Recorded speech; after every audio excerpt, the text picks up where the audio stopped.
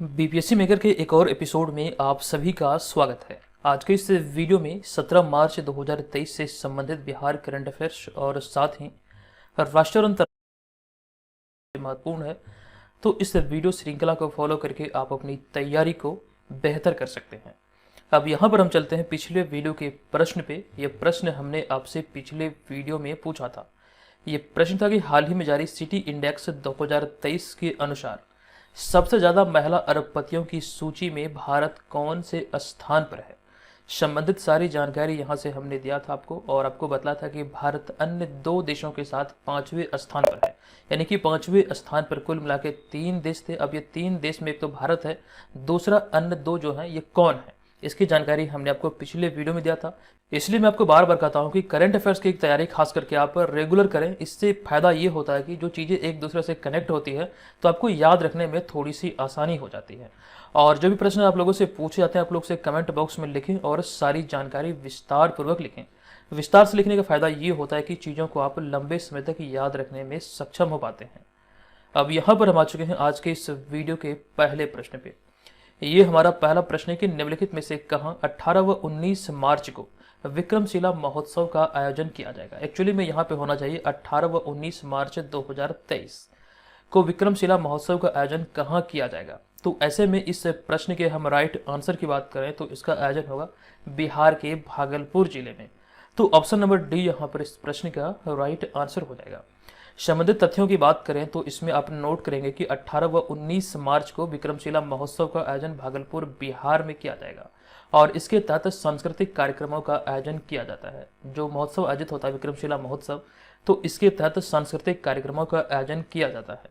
क्योंकि यहाँ पर बात हो रही है विक्रमशिला की, तो ऐसे में विक्रमशिला जो विश्वविद्यालय प्राचीन भारत के इतिहास में बिहार के भागलपुर में स्थापित था, ऐसे में इस टॉपिक से संबंधित कुछ पॉइंट हमने यहाँ पर शामिल किया है जो एग्जाम में पूछे जा सकते हैं। तो विक्रमशिला भारत का एक प्रसिद्ध शिक्षा केंद्र या फिर विश्वविद्यालय था, और आपको इस बात का ध्यान रखना नालंदा विश्वविद्यालय और विक्रमशिला दोनों पाल वंश के राज्यकाल में शिक्षा के लिए विश्व प्रसिद्ध था।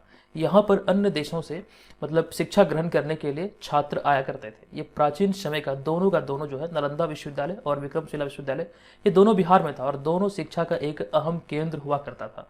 और इसके बारे में एक पॉइंट यहाँ पर यह है कि वर्तमान समय में बिहार के भागलपुर जिले के अंतिचक गांव वही है जहां पर विक्रमशिला विश्वविद्यालय थी, और इसकी स्थापना 8वीं शताब्दी में पाल राजा धर्मपाल ने की थी। ये भी एग्जाम में प्रश्न बन सकते हैं या फिर बने हैं पहले भी।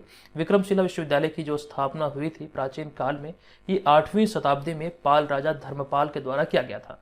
वहीं पे हम अगले पॉइंट की बात करें, मान्यता है कि बख्तियार खिलजी जो कि मुस्लिम आक्रमणकारी था, इन्होंने 1193 में इसे नष्ट कर दिया था। जिस प्रकार से अगर हम बात करें नालंदा विश्वविद्यालय के बारे में भी ये कहा जाता है कि बख्तियार खिलजी ने ही इसे नष्ट किया था, उसी प्रकार से विक्रमशिला विश्वविद्यालय के बारे में भी इतिहासकारों ने लिखा है कि इसे 1193 के आसपास में इसे बख्तियार खिलजी के द्वारा नष्ट किया गया।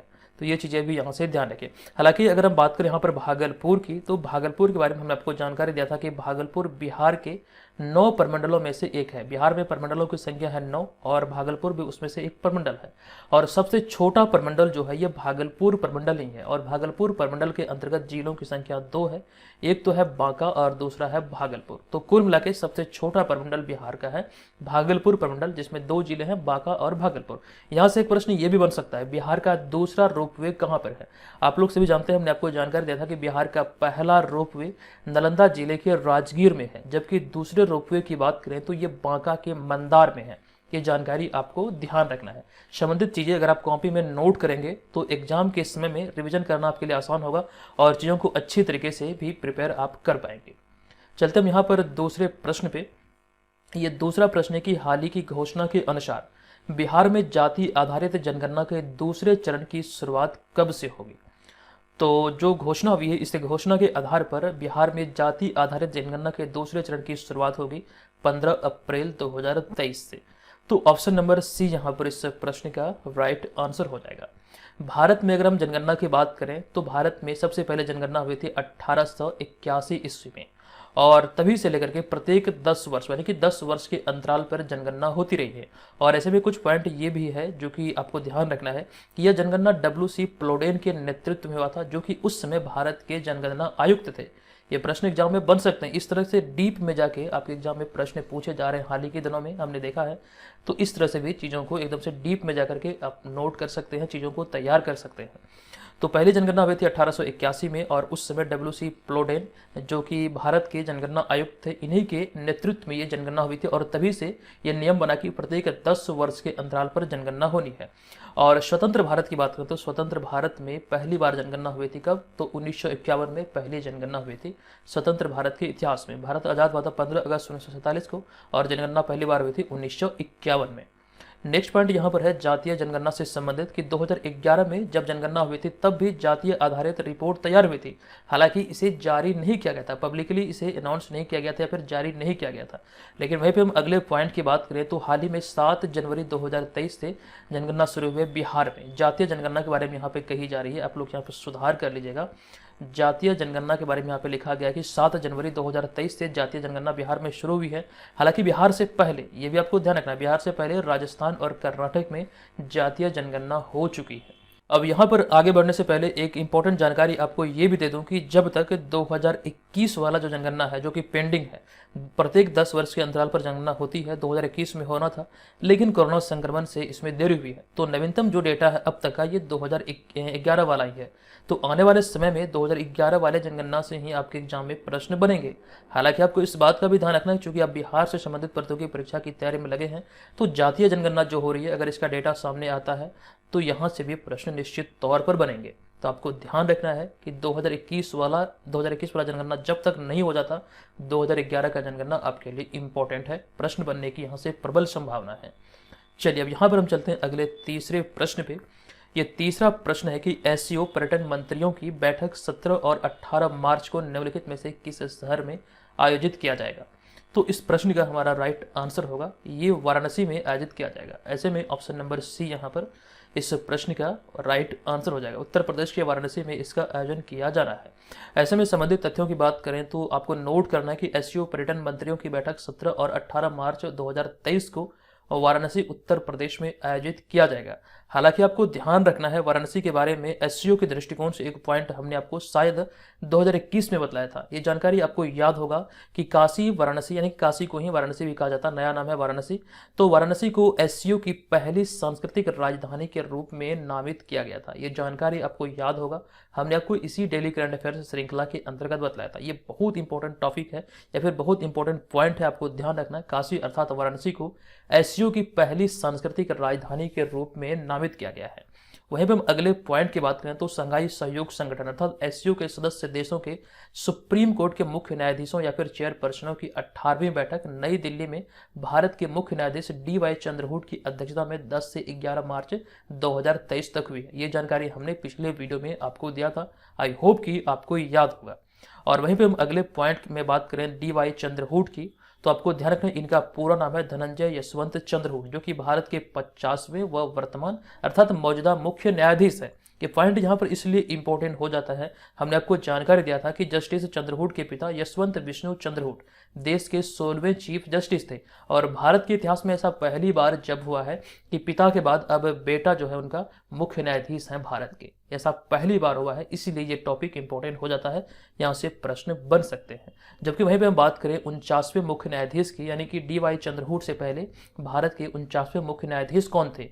तो यू ललित अर्थात उदय उमेश ललित भारत के 49वें मुख्य न्यायाधीश थे। ये सारी जानकारी हमने आपको विस्तार पूर्वक दिया है। चलते हैं अगले प्रश्न पे, लेकिन उससे पहले आपको बता दूं कि अगर आप घर बैठे बीपीएससी एग्जाम की तैयारी में लगे हैं, ये आपके लिए हिंदी मार्च 2023 से जितनी भी चीजें आप देख रहे हैं, करंट अफेयर्स का पूरा पैकेज है। तो अगले प्रश्न पे हमारा अगला चौथा प्रश्न है कि हाल ही में भारत सिंगापुर संयुक्त अभ्यास बोल्ड कुरुक्षेत्र किस शहर में आयोजित हुआ है? तो हाल ही में भारत और सिंगापुर के बीच जो संयुक्त अभ्यास आयोजित हुआ, जिनका नाम है बोल्ड कुरुक्षेत्र, ये अभी आयोजित हुआ है जोधपुर राजस्थान में। तो ऐसे में ऑप्शन नंबर सी इस प्रश्न का राइट आंसर हो जाएगा। आपको बता दूं कि हाल ही में सिंगापुर और भारतीय सेना के बीच संयुक्त अभ्यास बोल्ड कुरुक्षेत्र 6 से 13 मार्च 2023 तक जोधपुर मिलिट्री स्टेशन राजस्थान में आयोजित हुआ है। ये यहाँ से आपको ध्यान रखना, ये द्विपक्षीय अभ्यास है जो भी हाल ही में जोधपुर राजस्थान में आयोजित हुआ। यह द्विपक्षीय अभ्यास बोल्ड कुरुक्षेत्र का 13वां संस्करण था। मोस्ट इंपॉर्टेंट है, आपको ध्यान रखना ये इसका 13वां संस्करण था। वहीं पे अगले पॉइंट की बात करें तो दोनों देशों के मध्य यह अभ्यास पहली बार 2005 में आयोजित किया गया था, नोट कीजिएगा। वहीं पे अगले पॉइंट की बात करें भारत और सिंगापुर के बीच एक और भी युद्धाभ्यास की, जो कि आपको ध्यान रखना, हालांकि इसकी जानकारी हमने कुछ समय पहले ही आपको दिया था। ये पॉइंट यहाँ पर यह कि पिछले वर्ष 26 से 30 अक्टूबर 2022 तक सिंगापुर भारत समुद्री द्विपक्षीय अभ्यास सिम्बैक्स का 29वां संस्करण 2 चरणों में आयोजित हुआ। एक चरण था बंदरगाह चरण, दूसरा था समुद्री चरण। तो ये 2 चरणों में आयोजित हुआ है 26 से 30 अक्टूबर 2022 के मध्य भारत और सिंगापुर के बीच, और ये इसका 29वां संस्करण था। इस तरह के युद्धाभ्यास से संबंधित प्रश्न एग्जाम में बनते हैं, तो दोनों यहाँ से ध्यान रखिएगा। सिम्बैक्स भी भारत और सिंगापुर से संबंधित है और साथ साथ बोल्ड कुरुक्षेत्र भी। वहीं पर अगले पॉइंट की बात करें, सिम्बैक्स की शुरुआत कब हुई थी, तो सिम्बैक्स 1994 में शुरू हुआ था और शुरू में इसे एक्सरसाइज लायन किंग के नाम से जाना जाता था, लेकिन अब इसे सिम्बैक्स के नाम से जाना जाता है, नोट कर लीजिएगा।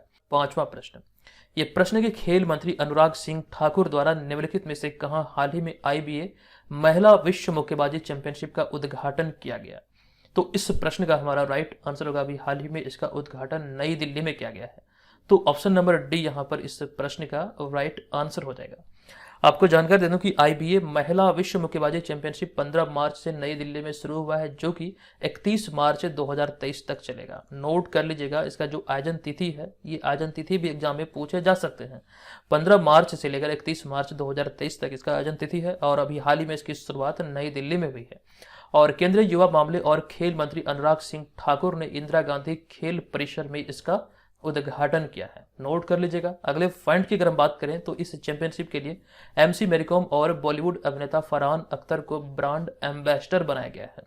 ये चीजें यहां से ध्यान रखना है। इस प्रतियोगिता के लिए MC मैरीकॉम और बॉलीवुड अभिनेता फरहान अख्तर को ब्रांड एम्बेसडर बनाया गया। साथ ही महिंद्रा को भारतीय मुक्केबाजी महासंघ ने इस प्रतियोगिता का टाइटल प्रायोजक बनाया गया है, ये यहां से ध्यान रखना है।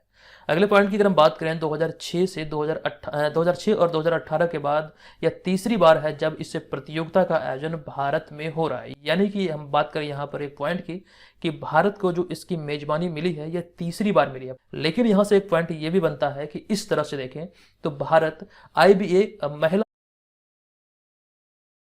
विश्व मुक्केबाजी चैंपियनशिप की मेजबानी करने वाला, यानी सर्वाधिक मेजबानी करने वाला पहला देश बना है। आपको यहां से ये ध्यान रखना है कि 3 बार अभी तक किसी भी देश ने IBA महिला विश्व मुक्केबाजी चैंपियनशिप की मेजबानी नहीं किया है। भारत सबसे अधिक बार इसकी मेजबानी करने वाला देश बना है, नोट कर लीजिएगा। वहीं पे हम अगले पॉइंट की बात करें तो अंतर्राष्ट्रीय मुक्केबाजी संघ के नवीनतम विश्व रैंकिंग में भारत तीसरे स्थान पर है। जो नवीनतम रिपोर्ट आई है IBA की, तो इस रिपोर्ट के आधार पर भारत विश्व रैंकिंग में तीसरे स्थान पर पहुंच गया है। नेक्स्ट हमारा छठा प्रश्न है कि हाल ही की घोषणा के अनुसार फीफा विश्व कप 2026 का आयोजन कहां किया जाएगा। तो फीफा विश्व कप 2026 का जो आयोजन होगा ये संयुक्त रूप से अमेरिका, कनाडा और मैक्सिको में किया जाएगा। तो विकल्प यहाँ पर 3 सही हो रहा है, A, B और C। तो BPSC के दृष्टिकोण से हमारा फाइनल आंसर बनेगा ऑप्शन नंबर E, यानी कि उपयुक्त में से एक से अधिक, अर्थात ऑप्शन नंबर E यहाँ पर इस प्रश्न का हमारा राइट आंसर हो जाएगा। अब यहाँ पर आपको बता दूं कि 23वां फीफा विश्व कप, जो कि आपको ध्यान रखना है, ये जो 2026 में जो आयोजन होगा इसका भी फीफा विश्व कप का, ये इसका 23वां संस्करण होगा। तो इस लिहाज से हमने यहाँ पर नोट किया है कि 23वां फीफा 2026 विश्व कप की मेजबानी अमेरिका, कनाडा और मैक्सिको द्वारा संयुक्त रूप से किया जाएगा। और वहीं पर अगले पॉइंट की बात करें तो यह पहली बार होगा जब टूर्नामेंट में 48 टीमें भाग लेंगी। इसका जो पिछला संस्करण था, जो कि आपको ध्यान रखना, कतर में यह आयोजित हुआ था, जो कि 22वां संस्करण था, इसमें महज 32 टीमों ने ही भाग लिया था। इसी पॉइंट को यहाँ पर हमने लिखा है कि पिछले साल फीफा विश्व कप के 22वें संस्करण का आयोजन कतर में हुआ था, जहां पर 32 टीमों ने भाग लिया था। और फीफा विश्व कप जो कि 22वां संस्करण हुआ था, इसके हम अगर बात करें रिजल्ट की, तो ऐसे में आपको ध्यान रखना है कि 22वें संस्करण का खिताब अर्जेंटीना ने फ्रांस को हराकर अपने नाम किया था। नोट कर लीजिएगा, प्रश्न बनने की यहाँ से प्रबल संभावना है। जो फीफा विश्व कप का 22वां संस्करण जो कतर में आयोजित हुआ, अर्जेंटीना ने फ्रांस को हराकर इस खिताब को अपने नाम किया था। वह फिर अगले पॉइंट में बात करें फीफा और भारत की, तो ऐसे में ये आपके लिए बहुत बहुत इंपॉर्टेंट होने वाला है। ध्यान से देखिएगा कि पिछली और एकमात्र बार 1950 में ब्राजील फीफा वर्ल्ड कप, जो कि ब्राजील की मेजबानी में आयोजित हुआ था, तो 1950 के ब्राजील फीफा वर्ल्ड कप के लिए भारत क्वालिफाई किया था। और इसके पीछे भी एक स्टोरी है। भारत क्वालिफाई कैसे किया था पहली और एकमात्र बार, क्योंकि म्यांमार और फिलीपींस द्वारा अपना नाम वापस ले लिया गया था फीफा से, जिसके बाद भारत इसमें एकमात्र और पहली बार क्वालिफाई किया था फीफा विश्व कप के लिए। अभी तक मतलब दूसरी बार अभी तक भारत इसके लिए क्वालिफाई नहीं कर पाया है। ये चीज़ें भी आपको ध्यान रखना है। 1950 ये डेट याद रखेंगे। इसी तिथि को 26 जनवरी 1950 को भारत में गणतंत्र भी लागू हुआ था। चलते हुए अगले प्रश्न पे, हमारा अगला होगा 7वां प्रश्न। ये प्रश्न की हाल ही में जारी वर्ल्ड एयर क्वालिटी रिपोर्ट के अनुसार भारत विश्व में वायु प्रदूषण के मामले में कौन से स्थान पर है। तो जो रिपोर्ट आई है, तो नवीनतम रिपोर्ट के आधार पर भारत इस मामले में 8वें स्थान पर है। ऑप्शन नंबर सी यहाँ पर इस प्रश्न का राइट आंसर होगा। अब यहाँ पर जो मैं आंकड़े आपको देने वाला हूँ ये बहुत इंपॉर्टेंट है, नोट कीजिएगा सभी लोग।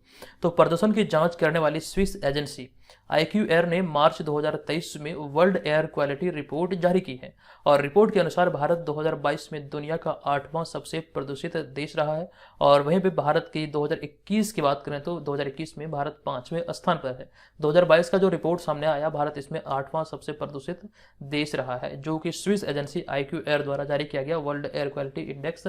इसी में ये सारी बातें कही गई। हालांकि कुछ और चीज़ों की यहाँ पर हम बात करें तो इसमें आपको ध्यान रखना है, चाड, इराक, पाकिस्तान, बहरीन, बांग्लादेश वर्ष 2022 में 5 सबसे प्रदूषित देश हैं।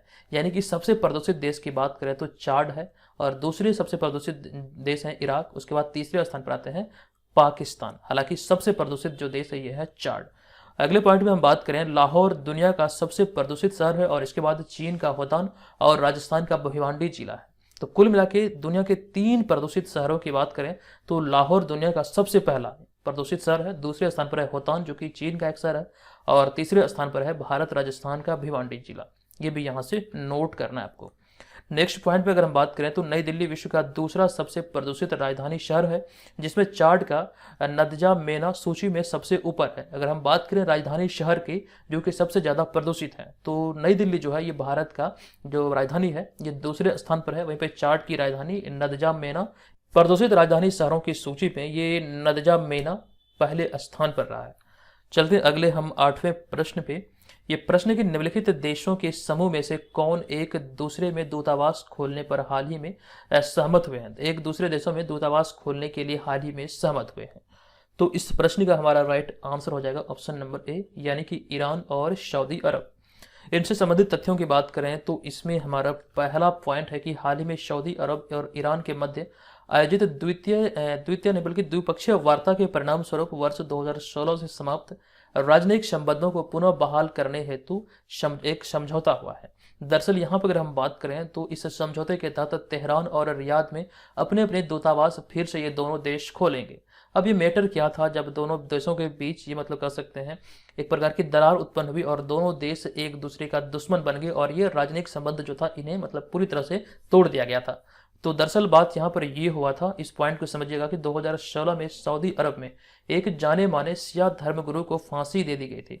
तब रियाद स्थित सऊदी दूतावास में ईरानी प्रदर्शनकारियों ने हमले भी किए थे, और इस घटना के परिणाम स्वरूप सऊदी अरब ने ईरान से अपने रिश्ते को तोड़ लिया था। ये जो घटना घटी थी जिसके बाद ही 2016 में दोनों देशों के बीच दरार उत्पन्न हुई, और तभी से दोनों देशों के बीच कोई भी राजनयिक संबंध बहाल नहीं था। अभी ऐसे में पुनः से मतलब 2023 में एक मतलब कह सकते हैं दोनों देश मतलब एक दूसरे के देशों में मतलब कह सकते हैं कि दूतावास खोलने पर सहमत हुए हैं, और इसी को लेकर अभी हाल ही में ये द्विपक्षीय वार्ता भी आयोजित हुआ था। अब यहाँ पे अगर हम बात करें विश्व मैप पर ईरान और सऊदी अरब की, जो आप यहाँ पर स्क्रीन पर देख रहे हैं, ये केसरिया रंग की जो स्थिति को दर्शा रहा है ये सऊदी अरब है, और वहीं पे हम बात करें अगर ग्रीन कलर की या फिर हरे रंग की तो ये आपको दर्शा रहा है ईरान को। ये चीज़ें यहाँ से ध्यान रखें। हालांकि दोनों एक पड़ोसी देश है और पड़ोसी देशों में खींचातानी होती रहती है। उसी प्रकार से जो आप यहाँ पर ये देख रहे हैं ये आपको ध्यान रखना है। आप सभी जानते हैं ये भारत का कह सकते हैं ये भारत की स्थिति है विश्व मैप पर, और भारत का जो पड़ोसी देश पाकिस्तान है वो इस वाले एरिया में है पाकिस्तान। ये आपको यहाँ से ध्यान रखना है। और यहाँ से एक प्रश्न ये भी बनता है कि भारत और पाकिस्तान को अलग करने वाली सीमा रेखा क्या है। तो इस सीमा रेखा की बात करें तो भारत और पाकिस्तान के बीच जो सीमा रेखा है इसे रेड क्लिफ रेखा के नाम से जाना जाता है, और यह रेखा 17 अगस्त 1947 से लागू है। ये चीज़ें यहाँ से आपको ध्यान रखना है। दोनों देशों की सीमा का निर्धारण करता है रेड क्लिफ रेखा। चलिए अब यहाँ पर हम चलते हैं अगले प्रश्न पे। हमारा अगला प्रश्न हो जाएगा 9वां प्रश्न। तो ये नवा प्रश्न है कि हाल ही में किस राज्य ने सबसे अधिक संख्या में हस्तलिखित नोट के लिए गिनीज वर्ल्ड रिकॉर्ड बनाया है? तो ये प्रश्न का राइट आंसर होगा ऑप्शन नंबर बी, यानी कि असम। इनसे संबंधित अगर हम बात करें तो आपको ध्यान रखना है कि असम के महान अहोम जनरल लाचित बोरफुकन की 400वीं जयंती के अवसर पर असम ने साल भर चलने वाले उत्सव का एक आयोजन किया था और उनके बारे में निबंध भी आमंत्रित किए थे। यानी कि जो असम के महान अहोम जनरल लाचित बोरफुकन है, इनकी 400वीं जयंती के अवसर पर निबंध की प्रतियोगिता भी आयोजित हुई थी। और ऐसे में दुनिया भर से अगर हम बात करें निबंध जो मंगाए गए थे, ये दुनिया भर के विभिन्न हिस्सों से कुल मिला के 42,94,350 हस्तलिखित निबंध प्राप्त हुए।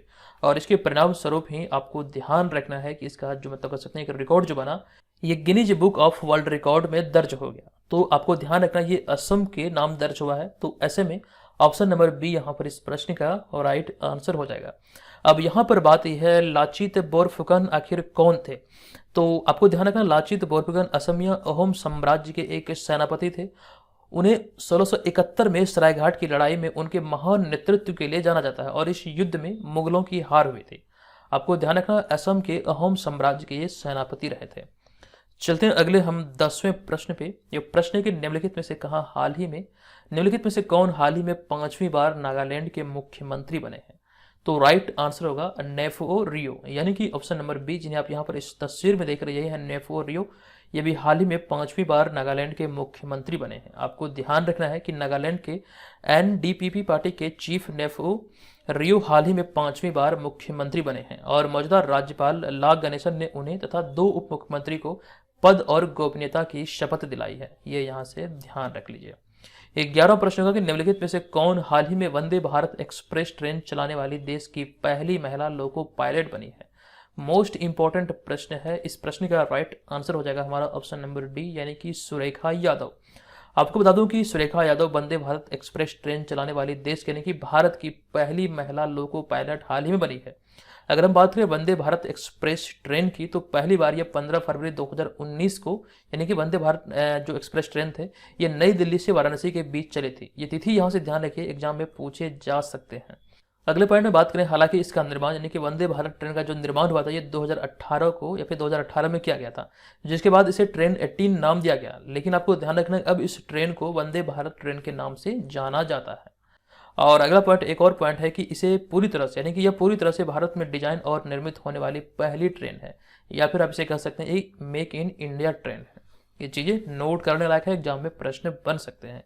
अब यहाँ पर आगे बढ़ने से पहले आपको एक जानकारी ये भी दे दूं कि भारत में पहली बार ट्रेन कब चली थी। तो भारत में पहली बार ट्रेन चली थी 1853 ईस्वी में मुंबई से थाने के बीच। नेक्स्ट हमारा यहाँ पर 12वां प्रश्न होगा कि निम्नलिखित में से किसके द्वारा हाल ही में landslide Atlas of India launch किया गया है? तो अभी हाल ही में भारतीय अंतरिक्ष अनुसंधान संगठन यानी कि इसरो द्वारा इसे लॉन्च किया गया। ऑप्शन नंबर बी यहाँ पर इस प्रश्न का राइट आंसर हो जाएगा। तो इसी चीज को यहाँ पर लिखा गया कि हाल ही में भारतीय अंतरिक्ष अनुसंधान संगठन अर्थात इसरो के राष्ट्रीय सुदूर संवेदन केंद्र यानी कि NRSC यानी कि नेशनल रिमोट सेंसिंग सेंटर ने लैंडस्लाइड एटलस ऑफ इंडिया जारी किया है, जो कि देश में लैंडस्लाइड हॉटस्पॉट की पहचान करने वाली एक विस्तृत गाइड है। इसके माध्यम से ये बातें पता चलती है कि पिछले कुछ वर्षों में कहाँ पर किस प्रकार के लैंडस्लाइड हुए हैं। और इसी चीज को यहाँ पर लिखा गया कि पहली बार वैज्ञानिकों ने देश का लैंडस्लाइड एटलस बनाने हेतु 17 राज्यों और 2 केंद्र शासित प्रदेशों के 147 जिलों में वर्ष 1998 से वर्ष 2022 के बीच रिकॉर्ड किए गए 80,000 भूस्खलन की घटनाओं के आधार पर जोखिमों का आकलन किया है। साथ ही साथ आपको यह भी ध्यान रखना कि एटलस के अनुसार मिजोरम, उत्तराखंड, केरल, जम्मू कश्मीर, त्रिपुरा, नागालैंड और अरुणाचल प्रदेश में 1998 से 2022 तक यानी कि इस अवधि के दौरान भूस्खलन की सबसे अधिक घटनाएं दर्ज की गई हैं। जो सबसे शीर्ष पर है इस एटलस के अनुसार वो है मिजोरम। मिजोरम में सबसे अधिक भूस्खलन की घटनाएं दर्ज हुई है। वो तमाम बातों का जिक्र इस लैंडस्लाइड एटलस ऑफ इंडिया में किया गया, जो कि भारत के वैज्ञानिकों द्वारा पहली बार इसे तैयार किया गया है। ध्यान रखिएगा, संबंधित बातें एग्जाम में पूछे जा सकते हैं। चलते हैं आज के इस वीडियो के प्रश्न की ओर। तो आज के इस वीडियो के प्रश्न पे जाने से पहले आपको बता दूं कि हमारे जितनी भी स्टडी मटेरियल और नोट्स वगैरह है वो आप सभी बीपीएससी मेकर ऐप के थ्रू प्राप्त कर सकते हैं। अब यहाँ पर आज के इस वीडियो का हमारा प्रश्न है कि हाल ही में प्रधानमंत्री नरेंद्र मोदी ने कर्नाटक में दुनिया के सबसे लंबे प्लेटफॉर्म का उद्घाटन किया है। आपको पूछा गया कि बताएं कि इसकी लंबाई कितनी है। कंप्लीट जानकारी हमने आपको पिछले वीडियो में दिया था। बताएं इस प्रश्न का राइट आंसर क्या होगा। तो दोस्तों आज के इस वीडियो में इतना ही। मिलेंगे नेक्स्ट वीडियो में, तब तक के लिए धन्यवाद। जय हिंद।